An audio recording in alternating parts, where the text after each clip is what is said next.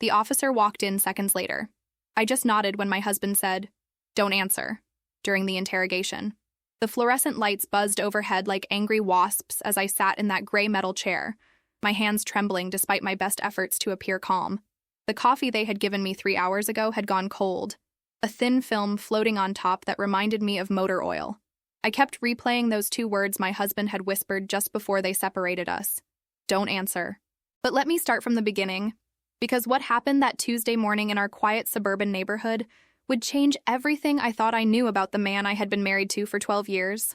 I was standing at my kitchen window, watching the morning joggers make their way down Maple Street, when I noticed the black sedan parked across from our house. Nothing unusual about that, really. Our neighborhood in Columbus, Ohio, was the kind of place where visitors came and went regularly. Soccer moms dropping off forgotten lunchboxes, contractors checking on renovation projects, real estate agents showing properties to hopeful families.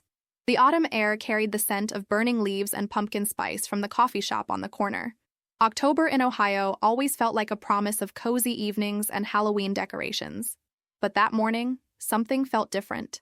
The sedan had been there since dawn, and I had been awake since 5:30, unable to sleep after another one of those dreams that left me feeling uneasy without knowing why. My husband David was in the shower, getting ready for his job at the accounting firm downtown. The sound of running water mixed with his off-key humming of some classic rock song he had been playing on repeat lately. After 12 years of marriage, I had learned to appreciate these small moments of normalcy, these glimpses into the man I had fallen in love with during our college years at Ohio State. We had built what I thought was a solid life together. Our 2-story colonial house with its white picket fence and carefully maintained garden was everything we had dreamed about when we were broke graduate students sharing a cramped apartment near campus.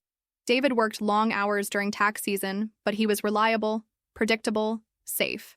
He coached our 10-year-old neighbor's Little League team on weekends and never forgot to bring me flowers on our anniversary. The sedan's engine started, breaking my morning reverie. I watched as 2 men in dark suits stepped out, their movements precise and purposeful. Something about the way they surveyed our property made my stomach tighten. They were not lost tourists or door-to-door salesmen. These men had a specific destination in mind. I called out to David, but the shower was still running. The doorbell rang once, then twice in quick succession. When I opened the door, the shorter of the 2 men flashed a badge so quickly that I barely caught the letters FBI before he was speaking. "Mrs. Sarah Mitchell? We need to speak with you and your husband about some financial transactions that have come to our attention." Financial transactions. The words hung in the air like smoke from a house fire. David handled all our finances, had always insisted it was easier that way. I signed tax returns without reading them, trusted him to manage our investments and savings. He was the numbers person, after all. I taught high school English and preferred to leave the complicated financial matters to someone who understood them. "David," I called again, louder this time. The shower had stopped, and I could hear him moving around upstairs. "David, there are some people here who need to talk to us." The taller agent, who had introduced himself as Agent Morrison, stepped closer to the doorway. His eyes were scanning the interior of our home with the practiced efficiency of someone who had done this many times before. I noticed how he positioned himself so that I could not easily close the door, though his manner remained polite and professional. "May we come in, Mrs. Mitchell? This conversation would be better held in private." I hesitated. Everything in my suburban upbringing told me to be polite, to invite them in for coffee, to be helpful and cooperative. But something deeper, some instinct I had never needed to trust before, was telling me to be careful. David appeared at the top of the stairs, still in his bathrobe, his hair damp from the shower. When he saw the 2 men at our door, his face changed in a way I had never seen before. The color drained from his cheeks, and his hand gripped the banister so tightly that his knuckles went white. "Sarah, step away from the door." His voice had a quality I did not recognize, low and controlled in a way that made the hair on my arms stand up. This was not the man who sang silly songs in the shower and brought me coffee in bed on Sunday mornings. This was someone else entirely. Agent Morrison moved forward slightly. "Mr. Mitchell, we have some questions about several wire transfers that originated from accounts bearing your signature. We would appreciate your cooperation in clearing up what we hope is simply a misunderstanding." David walked down the stairs slowly, each step deliberate and measured. When he reached the bottom, he looked directly at me with an intensity that made my chest tighten. "Don't answer any questions, Sarah. Not a single one." The words hit me like cold water. Why would he say that? What questions could they possibly ask me that I should not answer? I was a high school English teacher who spent my days explaining the themes in To Kill a Mockingbird and grading essays about Shakespearean sonnets. What could I possibly know about wire transfers or financial irregularities? Agent Morrison's partner, who had remained silent until now, spoke for the first time. Mr. and Mrs. Mitchell, we have a warrant to search these premises and to bring you both in for questioning. You have the right to remain silent, but we strongly encourage your cooperation in this matter. The world seemed to tilt sideways. A warrant. Questioning. These were words from television shows and movies, not from my real life in suburban Columbus, where the biggest drama was usually whether the homeowners association would approve a new fence color. David moved to stand beside me, and I caught a scent I had never noticed before on his clothes. Something sharp and chemical, like cleaning solution mixed with something else I could not identify. His hand found mine, and his palm was sweating despite the cool October morning. "We will cooperate fully," he said, his voice steady now. "But I want my lawyer present for any questioning." My mind was racing. David had a lawyer? When had he gotten a lawyer? Why did he need a lawyer? We were ordinary people with ordinary problems like figuring out how to pay for a new roof and whether we could afford to take a vacation to Florida next spring. The agents exchanged a look that seemed to communicate volumes. Agent Morrison nodded to his partner, who walked back to their sedan and spoke into a radio. Within minutes, more cars began arriving. Black SUVs with tinted windows, unmarked sedans, even a van that looked like something from a crime scene investigation unit. Our quiet street was suddenly alive with federal agents, their presence transforming our neighborhood into something that looked like a movie set. I watched through our front window as Mrs. Peterson from across the street peered through her curtains, and Mr. Chen from next door stepped onto his porch with his coffee mug, trying to look casual while obviously straining to see what was happening. David squeezed my hand tighter. "Whatever they ask you, Sarah, remember what I said. Don't answer." But I was full of questions of my own. Questions about wire transfers and warrants, about why my husband seemed to know exactly what was happening while I felt like I had stumbled into someone else's nightmare. Questions about the man I had shared a bed with for over a decade, who apparently had secrets significant enough to bring the federal government to our front door on a Tuesday morning in October. Agent Morrison returned his attention to us. "We are going to need you both to come with us now. You can call your attorney from the federal building downtown." The federal building. I had driven past it countless times on my way to the shopping district, never imagining I would ever have reason to go inside. It was one of those imposing government structures with concrete steps and metal detectors, the kind of place where serious business was conducted by serious people in serious situations. As we walked to separate cars, David managed to lean close enough to whisper in my ear. His breath was warm against my skin, but his words made me feel colder than the October morning air. "Trust me, Sarah. No matter what they tell you, no matter what they show you, trust me and don't answer their questions." But as I settled into the back seat of Agent Morrison's sedan, watching my neighborhood disappear through the rear window, I realized that trust was exactly what I was running short of. The man I had married, the man I had built a life with, was apparently involved in something serious enough to warrant federal investigation, and I had no idea what it was. The drive downtown took 25 minutes through morning traffic that seemed surprisingly normal given the circumstances.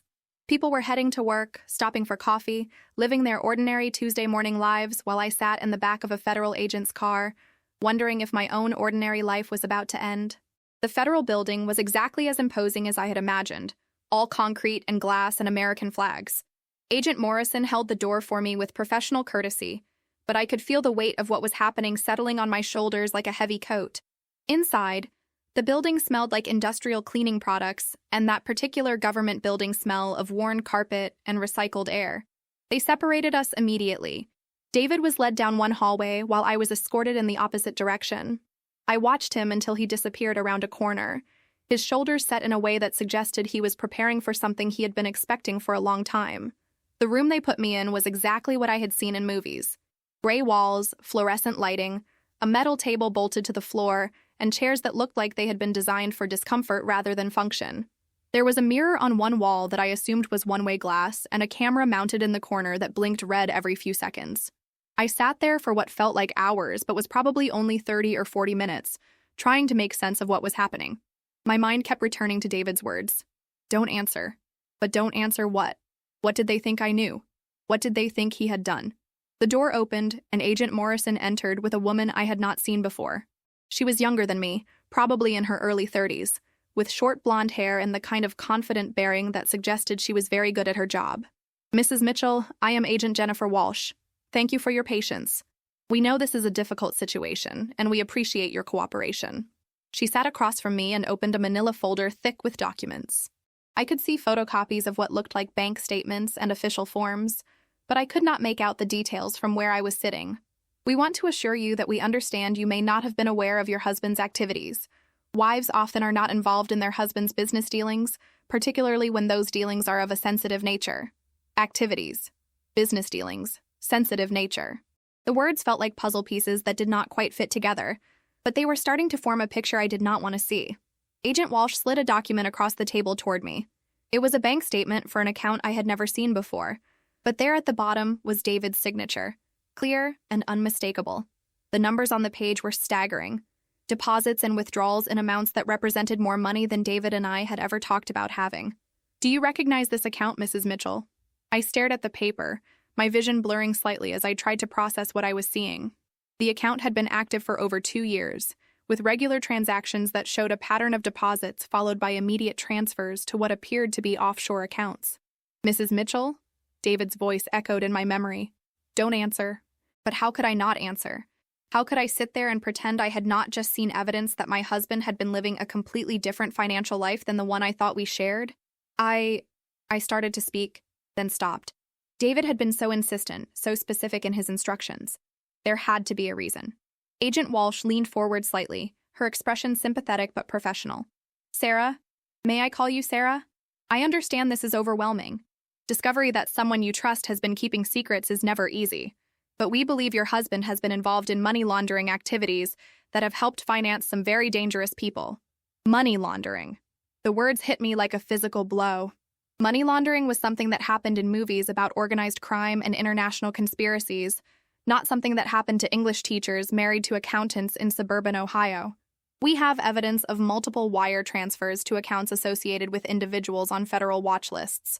We have documentation of cash deposits that far exceed your husband's reported income. We have surveillance footage of your husband meeting with known associates of criminal organizations. Each sentence felt like another piece of my life crumbling away. Surveillance footage. Criminal organizations. This was not the man who helped me grade papers on Sunday afternoons and worried about whether we were saving enough for retirement. Agent Walsh slid another document across the table. This one was a photograph, black and white and slightly grainy, but clearly showing David sitting across from a man I did not recognize in what looked like a restaurant or coffee shop. David was sliding an envelope across the table, and the other man was counting what appeared to be cash. This photograph was taken 6 weeks ago at a diner in Cleveland. The man your husband is meeting with is Antonio Restrepo, who is currently under investigation for drug trafficking and racketeering. Does your husband ever travel to Cleveland, Sarah? My mouth felt dry. David had mentioned a few business trips to Cleveland over the past year, something about consulting work for a company that was expanding their operations. He had always been vague about the details, and I had never pressed him for more information. But I remembered David's words, the urgency in his voice. "Don't answer." "I would like to speak with my lawyer," I said, my voice sounding stronger than I felt. Agent Walsh nodded as if she had been expecting this response. "Of course. That is absolutely your right. But Sarah, I want you to understand something. Your husband is in very serious trouble. The kind of trouble that could result in decades in federal prison. But you still have choices. You still have options." She closed the folder and leaned back in her chair. "We believe you are a victim in this situation. We believe your husband has used your joint accounts and possibly forged your signature on documents without your knowledge. If that is the case, if you are truly innocent of any wrongdoing, then helping us understand what your husband has been doing is not just in the country's best interest, it is in your best interest as well." The room felt smaller suddenly, the fluorescent lights brighter and more harsh. I thought about my students, about the lesson plans I had prepared for the rest of the week, about the ordinary life I had been living just hours ago. I thought about David, somewhere else in this building, facing his own interrogation. And I thought about those 2 words he had whispered with such conviction. "Don't answer." "I want my lawyer," I repeated, folding my hands in my lap to stop them from shaking. Agent Walsh stood up, gathering her documents. "We will arrange for you to make that call. But Sarah, think carefully about what kind of future you want. Think about whether you want to go down with your husband's ship or whether you want to help us help you." After she left, I sat alone in that gray room with its buzzing lights and blinking camera, trying to reconcile the evidence I had seen with the man I thought I had married. Money laundering, criminal organizations, offshore accounts. These were not words that belonged in the same sentence as my husband's name, but the bank statements had been real. The photographs had been real. And David's reaction when he saw the federal agents at our door had been the reaction of a man who had been expecting them for a long time. The door opened again, and a different agent entered, this one carrying a telephone. "Mrs. Mitchell, you can make your call now." I stared at the phone, realizing I had no idea who to call. We had never needed a criminal defense attorney. We had a lawyer who had handled our house purchase and our wills, but something told me that real estate law was not going to be sufficient for whatever this situation had become. "Do you need help finding representation?" the agent asked, not unkindly. I nodded, feeling more lost and alone than I had ever felt in my life. As I waited for them to provide me with a list of attorneys, I found myself thinking about all the small things that suddenly seemed significant. David's late nights at the office that had become more frequent over the past 2 years. His new habit of checking his phone constantly and taking calls in private. The business trips that always seemed to come up at the last minute. Had I been blind, or had I simply chosen not to see? Had there been signs that I had ignored because it was easier to trust than to question? Had I been a victim, as Agent Walsh suggested? Or had I been willfully ignorant of what was happening in my own home? The questions multiplied faster than I could process them, each one leading to more uncertainty about everything I thought I knew about my life, my marriage, and the man I had pledged to love and trust until death do us part. But through all the confusion and fear, David's voice remained clear in my memory. "Don't answer." And despite everything I had seen and heard, despite the evidence and the photographs and the federal agents with their serious faces and manila folders full of secrets, I found myself still willing to follow his instructions. At least for now. The officer walked in seconds later. I just nodded when my husband said, "Don't answer," during the interrogation. But sitting there in that sterile room, waiting for a lawyer whose name I did not even know yet, I began to piece together fragments of memory that suddenly seemed important. David's behavior over the past 2 years had not just been different, it had been methodically different, as if he were following some kind of script. There was the new cell phone he had gotten last spring, claiming his old one was breaking down, but keeping both phones active. I had found the second phone once while looking for batteries in his desk drawer, and when I asked about it, he had said it was for work, that his company required employees to have separate devices for client communications. It had seemed reasonable at the time. There were the weekend trips to visit his college roommate in Cleveland, trips that had started about 18 months ago and occurred with surprising regularity. David had always been close with Jake, but they had not seen each other more than once or twice a year for the entire time I had known David. When the visits suddenly became monthly occurrences, David explained that Jake was going through a difficult divorce and needed emotional support. Again, it had seemed like the kind of thing a good friend would do. There were the changes in our financial routine. David had always handled our money, but he had also always been transparent about it. We would sit down together once a month to review our budget, discuss any major purchases, plan for vacations or home improvements. But sometime in the past 2 years, those conversations had become less frequent, then stopped altogether. When I asked about our finances, David would assure me that everything was fine, that he was handling it, that I should not worry about the details. I had not worried. I had trusted him completely, the way you trust someone who has never given you reason to doubt them. David paid our bills on time, our mortgage was current, we had money for groceries and utilities and the small luxuries that made life comfortable. I had assumed that his increasing privacy about money matters was just a reflection of his work stress during busy seasons. But now, sitting in a federal building with evidence of secret bank accounts spread across an interrogation table, I realized that my trust had been not just misplaced, but actively exploited. David had used my willingness to let him handle our finances as cover for whatever he had really been doing with money that apparently came from sources I could not have imagined. The agent returned with a list of criminal defense attorneys and allowed me to use the phone. The first lawyer I called was not available, the second was in court, the third finally answered and agreed to meet with me within the hour. His name was Robert Chen, and his voice on the phone was calm and professional, which was exactly what I needed in that moment.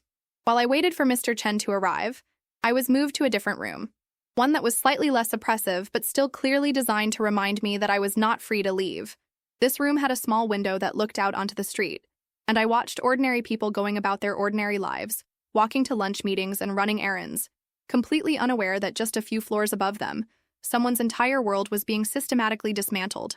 I thought about my students who would be expecting me in fourth period American literature. I thought about the parent-teacher conferences I was supposed to conduct next week, and the homecoming dance committee meeting I was supposed to attend on Thursday evening. All of these normal, everyday responsibilities suddenly seemed to belong to someone else's life, someone who lived in a world where husbands were accountants and not money launderers, where federal agents existed only in television shows and newspaper headlines about other people's problems. Mr. Chen arrived exactly when he said he would, carrying a leather briefcase and wearing the kind of expensive suit that suggested he was very good at handling very serious legal problems. He was younger than I had expected, probably in his early 40s with graying temples and the confident bearing of someone who had spent considerable time in federal courtrooms. Mrs. Mitchell, I am Robert Chen. Before we discuss anything else, I need you to understand that everything you tell me is protected by attorney-client privilege. Nothing you say to me can be used against you or shared with anyone else without your explicit permission. I nodded, though I was not entirely sure what I was going to tell him. How do you explain that you have just discovered your husband is a stranger, that your life has been built on lies you were too trusting to recognize? Tell me what happened this morning, starting from the beginning. So I did. I told him about the black sedan, about the federal agents at my door, about David's immediate recognition of what was happening and his urgent instruction for me not to answer questions. I told him about the bank statements and the photographs, about wire transfers to offshore accounts and meetings with men whose names appeared on federal watch lists. Mr. Chen listened without interrupting, taking notes on a yellow legal pad. When I finished, he was quiet for several minutes, reviewing what he had written. Sarah, may I call you Sarah? I need to ask you some direct questions, and I need you to answer them as honestly as possible. Remember, I am on your side, and nothing you tell me will be shared with anyone else. Did you ever sign any documents related to bank accounts that you did not understand, or that your husband did not fully explain to you? I thought carefully. There had been tax returns, of course, and a few investment documents over the years. David always walked me through them, explaining what we were signing and why. But had there been others? Had there been papers and stacks of documents that I had signed without reading carefully, trusting David to handle the details? Maybe, I said. David handles all our paperwork. Sometimes he would have me sign things along with him, insurance forms or tax documents. I always trusted him to explain what was important. Did you ever notice any unusual financial activity? Large deposits, unexpected payments, significant changes in your standard of living? Our standard of living had improved over the past 2 years, but gradually, in ways that seemed to reflect David's success at work. We had renovated our kitchen, bought a newer car, started eating out more frequently. David had explained these improvements as the result of bonuses and raises, new clients he had acquired, the natural progression of a successful career. We have been doing better financially, but David said it was because of his work. He got promoted, started handling bigger accounts. Mr. Chen made more notes. Did your husband ever ask you to accept packages or deliveries when he was not home? Did anyone ever visit your house looking for him when you did not expect them? I thought about this carefully. There had been a few occasions when men I did not recognize had come to the house asking for David, but David had explained them as potential clients or business associates. One man in particular had come by several times over the past few months, always when David was not home, always asking when David would return. I had thought it was odd, but David had said the man was persistent about getting financial advice and did not understand appropriate boundaries. There was one man who came by a few times. David said he was a potential client who was too eager for his own good. Mr. Chen's pen stopped moving. Can you describe this man? Older, maybe in his 60s, with gray hair and a heavy accent. He always wore expensive clothes, but somehow looked uncomfortable in them. He drove different cars each time he came by, which I thought was strange. Did David seem worried about these visits? I considered this. David had not seemed worried exactly, but he had been more careful about his schedule after the visits started. He had begun calling me more frequently when he was running late, making sure I knew when to expect him home. At the time, I had thought he was just being considerate. Not worried, but more attentive to his schedule. Mr. Chen closed his notepad and looked directly at me. Sarah, based on what you have told me and what I know about federal money laundering investigations, I believe the government sees you as either a co-conspirator or a potential witness against your husband. Right now, they are trying to determine which category you fall into. The words hit me like cold water. Co-conspirator. The idea that anyone could think I was involved in criminal activity was absurd, but as Mr. Chen explained the legal realities of my situation, I began to understand that my intentions and my knowledge were not the only factors that mattered. If your name is on any of the accounts they are investigating, if your signature appears on any documents related to the money transfers, if they can establish that you benefited from the illegal funds, then you could be charged as an accessory, regardless of whether you knew what was happening. But I did not know, I said, hearing the desperation in my own voice. I had no idea David was involved in anything illegal. I believe you, Mr. Chen said. But belief and legal proof are different things. The government will look at the evidence and ask whether a reasonable person in your position would have known or should have known what was happening. They will examine your lifestyle, your spending patterns, your level of involvement in family finances. He explained that the federal government had broad powers in money laundering cases, that they could seize assets, freeze accounts, and file charges based on circumstantial evidence. He explained that even if I was ultimately cleared of any wrongdoing, the legal process could take years and cost more money than David and I had ever possessed. What do? I asked. Right now, we gather information. We find out exactly what evidence they have, what charges they are considering, what kind of cooperation they might be seeking from you, and we make sure that your rights are protected throughout this process. He explained that the agents would want to interview me again, probably multiple times, and that they would present me with what they called a cooperation agreement. This document would offer me immunity from prosecution in exchange for my testimony against David, assuming I could provide information that would be useful in their case against him. But I do not have any information, I said. I did not know what David was doing. You know more than you think you do, Mr. Chen said. You know his routines, his contacts, his travel patterns. You know about changes in his behavior, unusual visitors, conversations he may have had that seemed innocent at the time but could be significant in context. The idea of testifying against David made me feel sick. Despite everything I had learned that day, despite the evidence of his deception and the magnitude of his secrets, he was still my husband. We had built a life together, shared dreams and fears and intimate moments that formed the foundation of who I thought I was. But as Mr. Chen continued to explain the legal realities of my situation, I began to understand that loyalty and love might not be sufficient to navigate what was ahead.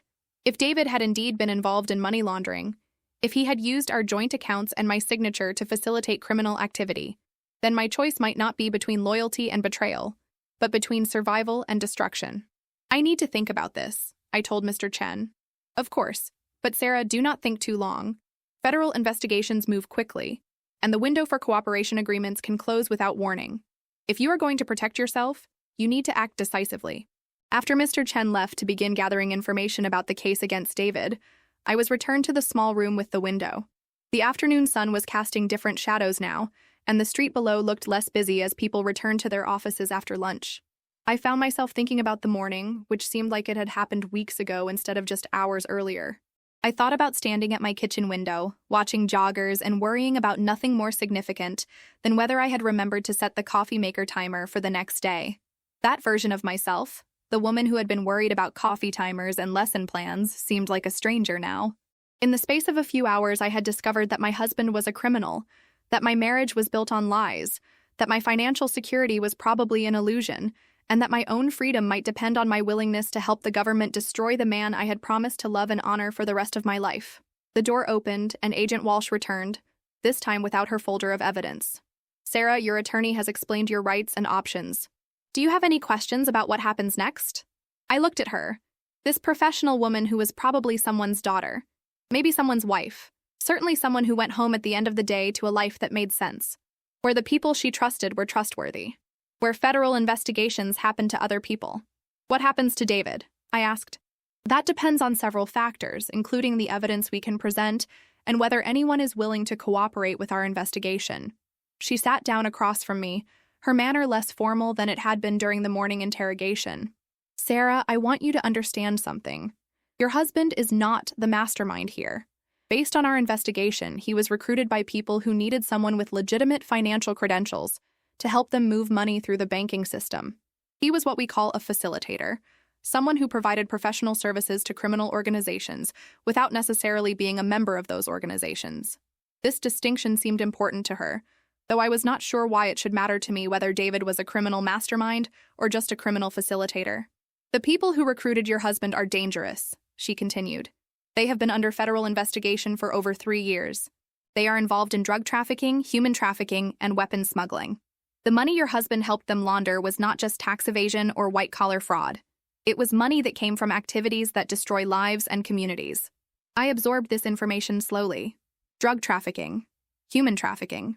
These were crimes that belonged in news reports about distant places and other people's tragedies, not in the quiet suburban life I had been living with a man who worried about property taxes and remembered to take out the garbage every Tuesday morning. "We believe your husband got involved gradually," Agent Walsh said. "These organizations are very sophisticated in how they recruit people. They start with small favors, seemingly legitimate business transactions. They build relationships and trust before revealing the true nature of what they are asking someone to do." And by the time David realized what was really happening, I said, understanding the implication, he was already too involved to get out safely. Exactly. Which is why his cooperation with our investigation could be valuable, not just for bringing these people to justice, but for protecting your husband from the people who recruited him. The irony was not lost on me. The federal government was offering to protect David from the criminals he had been working with, but only if he was willing to help them prosecute those same criminals. And my own protection from legal consequences might depend on my willingness to help them prosecute David. "What happens if I cooperate?" I asked. "If you provide truthful information that helps our investigation, and if that information establishes that you were not knowingly involved in any criminal activity, then we would recommend that no charges be filed against you.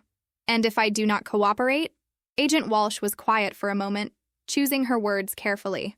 "If we determine that you had knowledge of your husband's activities, or that you benefited from illegal funds, or that you were otherwise involved in the money laundering scheme, then you could face federal charges that carry significant prison sentences."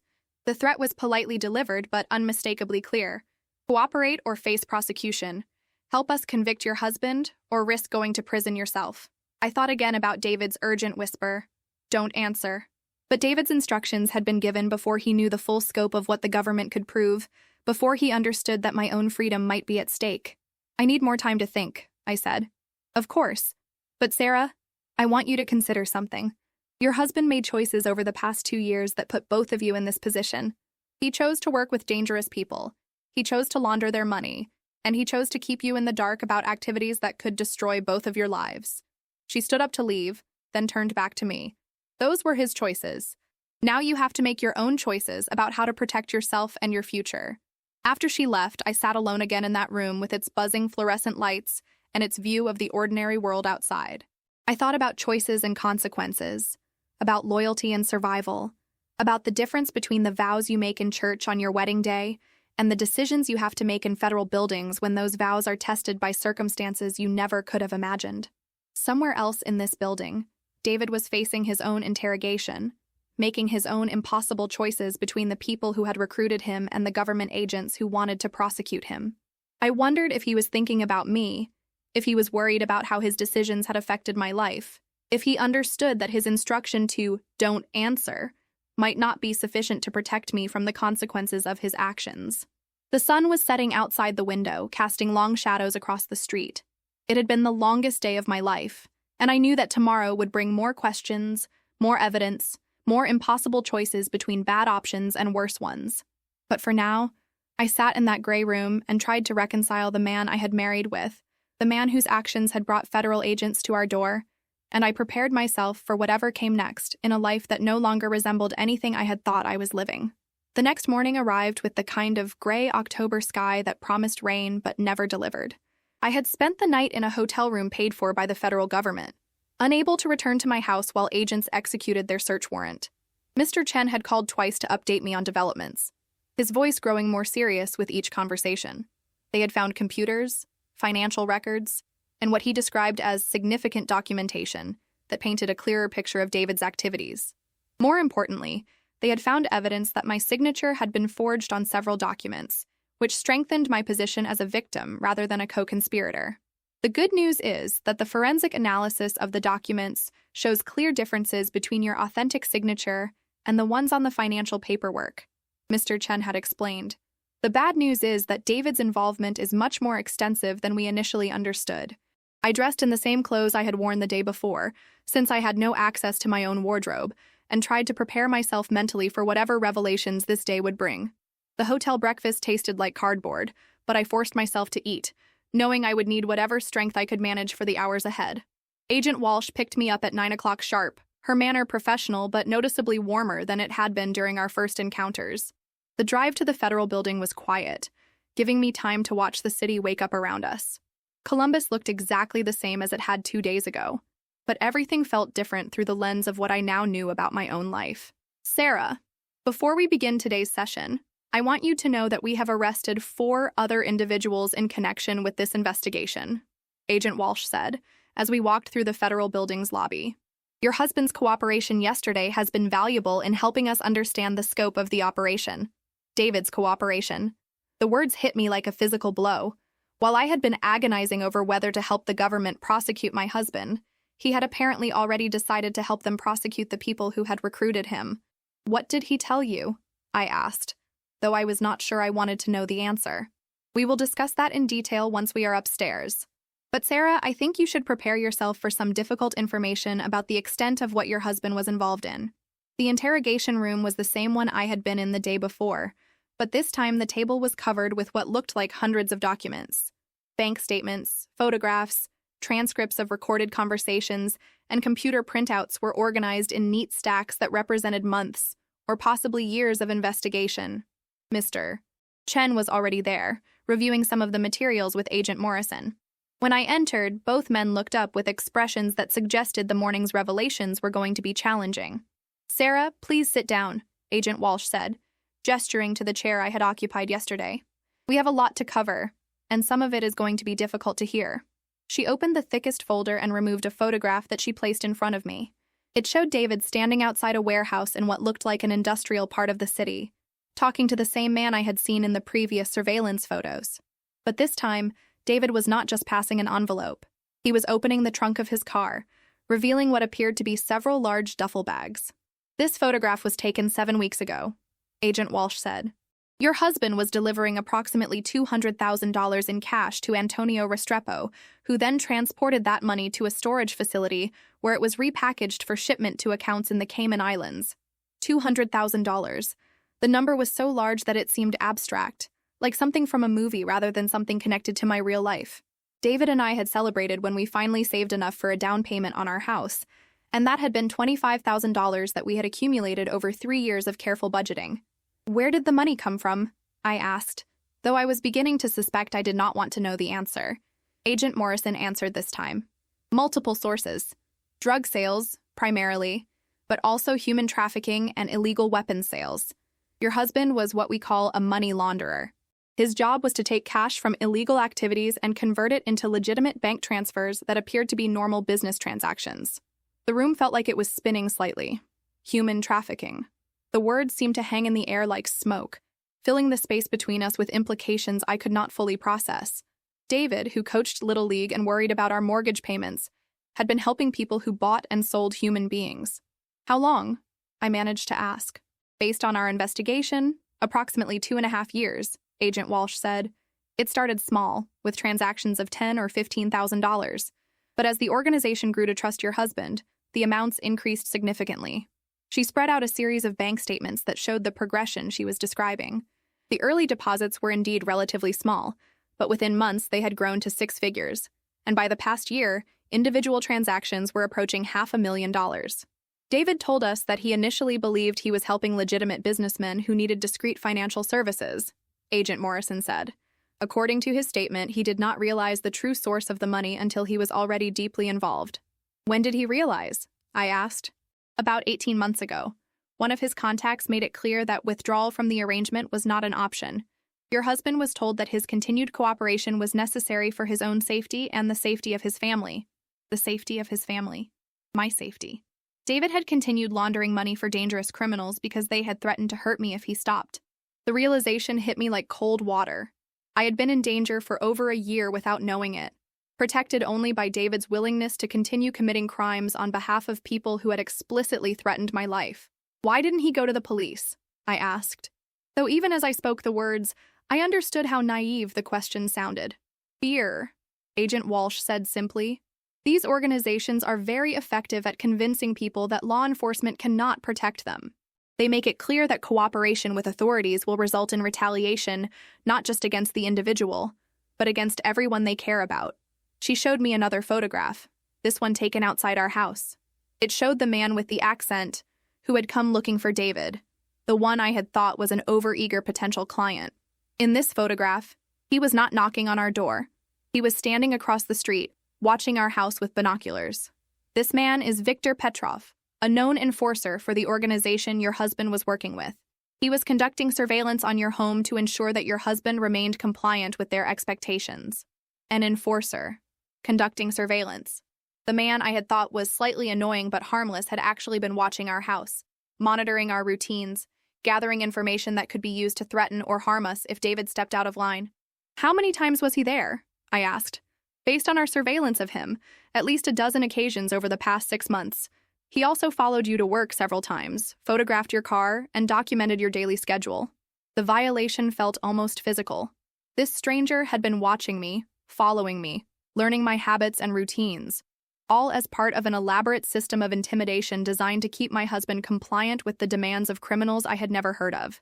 Sarah, Mr. Chen interjected, I think you should know that the government's case against your husband is very strong, but they are offering him a cooperation agreement that could significantly reduce his sentence if he continues to provide information about the organization's activities. What kind of sentence are we talking about? I asked. Agent Walsh consulted her notes. Money laundering at this level typically carries a sentence of 15 to 20 years in federal prison. With cooperation, that could be reduced to as little as 5 to 7 years. 5 to 7 years. The number seemed both impossibly long and surprisingly short. Long enough to fundamentally change our lives. Short enough to offer some hope that we might eventually rebuild something resembling a normal existence. But there are conditions, she continued. Your husband would need to testify against the other members of the organization. He would need to provide detailed information about their operations, their financial networks, their methods of recruiting and intimidating cooperators. And if he testifies, what happens to our safety? I asked. If these people are as dangerous as you say they are, what prevents them from retaliating against us? Witness protection, Agent Morrison said. Both of you would be relocated, given new identities, provided with federal protection until the threat is neutralized. Witness protection, new identities. The conversation had moved so far beyond anything I could have imagined that I felt like I was listening to someone else's life being discussed. Yesterday, I had been a high school English teacher worried about parent-teacher conferences. Now I was being told that my survival might depend on disappearing completely, becoming someone else, living the rest of my life under an assumed name in a place where nobody knew my history. What about my job? My students? My life here? The questions tumbled out before I could stop them. All of that would end, Agent Walsh said, not unkindly. Witness protection means complete separation from your previous life. No contact with friends or family, no return to places where you might be recognized, no continuation of professional relationships or personal connections. The magnitude of what she was describing began to sink in. Not only would David go to prison for years, but when he was released, we would both be living under assumed names in some distant city where we knew nobody and had no history. Our marriage, if it survived the stress of federal prosecution and imprisonment, would continue in a form that bore no resemblance to the life we had built in Columbus. There is one more thing, Agent Walsh said, her tone becoming more serious.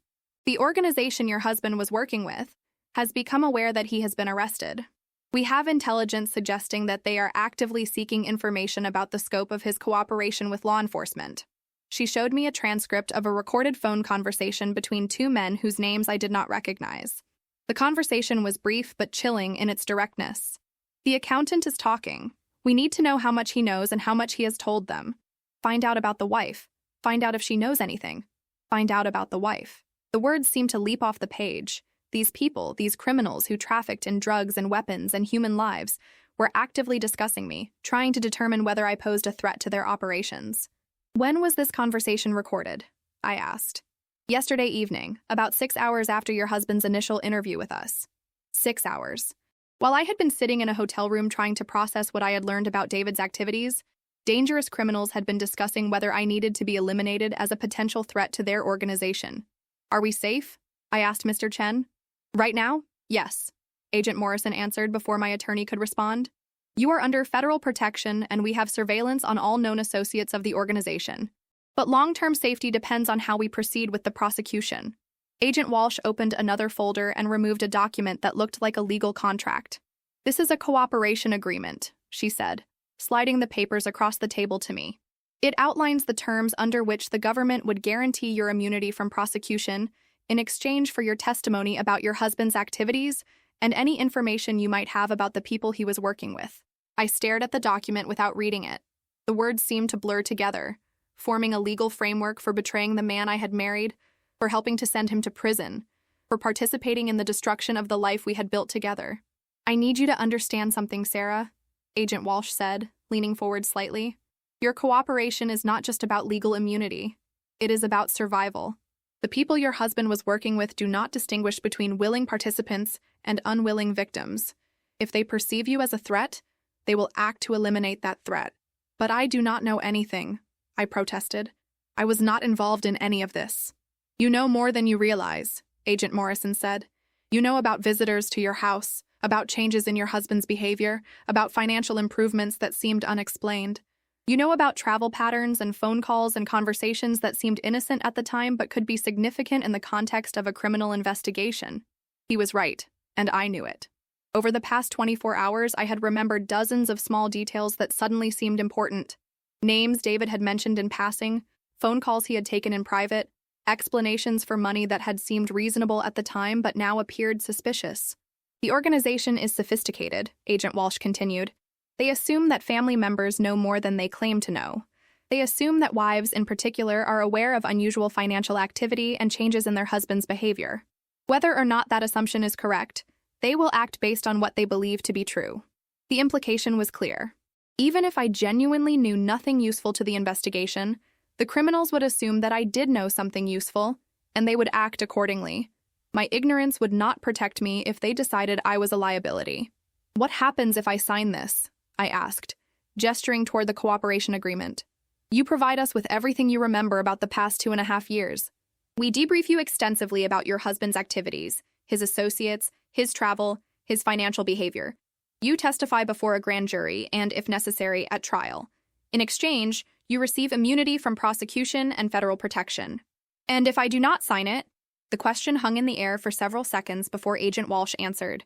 "If you do not cooperate, and if we determine that you had knowledge of your husband's activities or that you benefited from illegal proceeds, then you could face federal charges. Additionally, you would not be eligible for witness protection, which means your safety would not be guaranteed." The choice they were offering was not really a choice at all. Cooperate and betray David, or refuse to cooperate and face both prosecution and the possibility of retaliation from the criminals he had been working with. I thought about David's whispered instruction, "Don't answer." But David had given me that advice before he understood the full scope of the evidence against him, before he knew that his own cooperation might be necessary to avoid decades in prison, before he realized that my safety might depend on my willingness to help the government prosecute him. "Can I talk to David?" I asked. Agent Walsh and Agent Morrison exchanged a look. "That can be arranged," she said finally, "but you should know that any conversation between you and your husband will be monitored and recorded.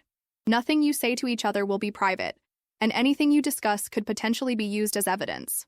The idea of having a monitored conversation with my husband about whether I should testify against him seemed surreal, but I needed to hear from David himself what he thought I should do. I needed to know whether his instruction to "don't answer" still applied now that we both understood the consequences of silence. 30 minutes later, I was seated in a different room, this one equipped with a telephone and a recording device that blinked red to remind me that every word would be preserved as potential evidence. When David's voice came through the speaker, he sounded older than he had just 2 days earlier, as if the weight of his situation had aged him years in a matter of hours. "Sarah, are you okay?" The simple question broke something inside me that I had been holding together through sheer force of will. Tears came suddenly and without warning, and for several minutes I could not speak at all. "I am scared, David," I finally managed to say. "I know. I am so sorry, Sarah. I am so sorry for all of this." His voice was thick with emotion, and I could hear him crying on the other end of the line. This was not the controlled, confident man who had whispered "don't answer" in our hallway 2 days earlier. This was someone who had been broken by the weight of his own choices and their consequences. "They want me to testify against you," I said. "I know. They told me." "What should I do, David? I need you to tell me what to do." There was a long silence before he answered. And when he spoke, his voice was steady in a way that reminded me of the man I had fallen in love with years earlier. "You should do whatever you need to do to protect yourself, Sarah. You should sign their agreement and tell them everything you remember.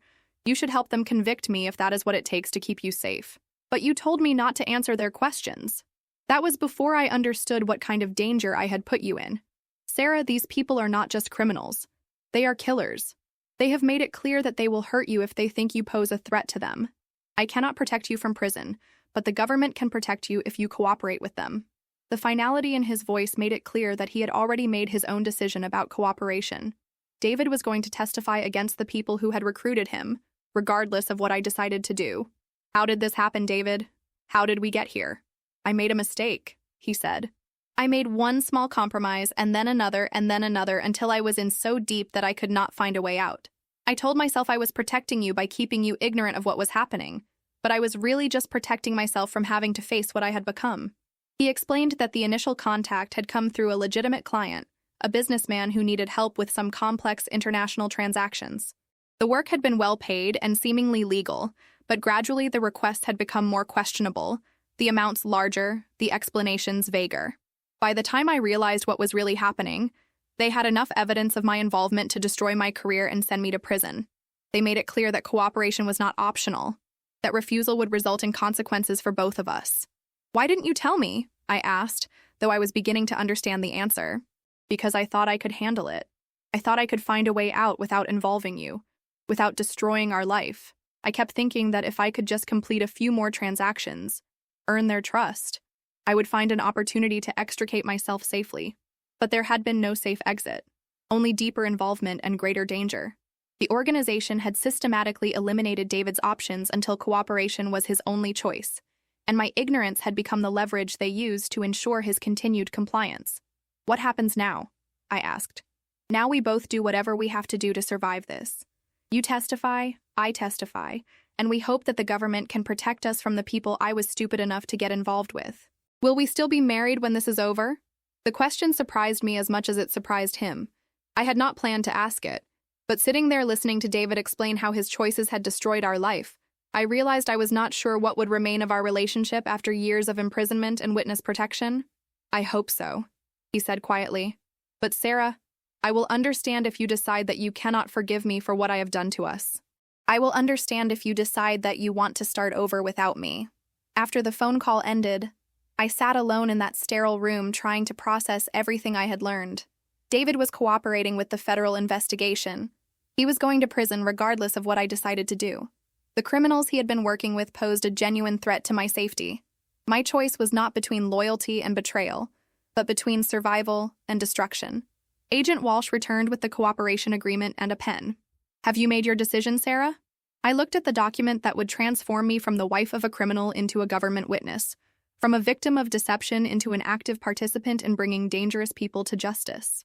I thought about my students who would wonder why their English teacher had disappeared in the middle of the semester. I thought about my house, which I would probably never see again. I thought about the life David and I had built, which was ending regardless of what I did next. But mostly I thought about survival, about the difference between the choices we want to make and the choices that circumstances force upon us. I signed the document. 3 months later, I sat in a federal courtroom in Cleveland, raising my right hand to swear that my testimony would be truthful and complete. David was already serving his sentence at a federal prison in Pennsylvania, having pled guilty to money laundering and conspiracy charges in exchange for his cooperation with the prosecution. The trial of the organization he had worked with lasted 6 weeks. I testified for 2 days, describing the changes in David's behavior, the unusual visitors to our house, the financial improvements that I had accepted without question. My testimony helped establish the timeline of David's involvement and corroborated the evidence that federal agents had gathered through their investigation. Viktor Petrov, the man who had conducted surveillance on our house, was convicted of racketeering and conspiracy charges and sentenced to 25 years in federal prison. Antonio Restrepo, the man in the surveillance photographs with David, received a life sentence for drug trafficking and murder. The day after the verdicts were announced, Agent Walsh visited me in the safe house where I had been living since the trial began. "It is over, Sarah," she said. "The organization has been dismantled, the leadership is in prison, and the threat to your safety has been eliminated. What happens now?" I asked. "Now you get to choose. You can enter witness protection and start a new life with a new identity, or you can return to your old life if you prefer. The choice is yours." I thought about returning to Columbus, to my house and my job, and the life I had been living before federal agents appeared at my door. But that life had been built on a foundation of lies and ignorance, and I was no longer the person who had lived it. I was no longer someone who could trust without questioning, who could accept explanations without verification, who could live in willful ignorance of the darker realities that existed just beneath the surface of ordinary suburban life. I want to start over, I told her. 6 months later, I was teaching English literature at a high school in Portland, Oregon, living under a name that felt strange but was becoming familiar. David and I exchanged letters occasionally, carefully worded communications that were monitored by federal authorities, but allowed us to maintain some connection across the distance that separated us. He would be eligible for parole in 4 years. When that time came, we would have to decide whether we wanted to rebuild our marriage in whatever form was possible under the circumstances, or whether we preferred to continue our lives separately, as different people in different places with different names and different histories. For now, I focused on my students and my classes, on the simple pleasure of discussing literature with young people who were just beginning to understand that the world was more complex and dangerous than they had previously imagined. I taught them about moral choices and unintended consequences, about the difference between the life you plan and the life you live. And sometimes when I stood at the window of my small apartment and watched the morning joggers make their way through the Portland streets, I remembered standing at my kitchen window in Columbus, watching similar joggers, and believing that my biggest worry was whether I had remembered to set the coffee timer. That woman seemed like a stranger now, someone whose innocence and trust had been luxuries she could not afford to keep.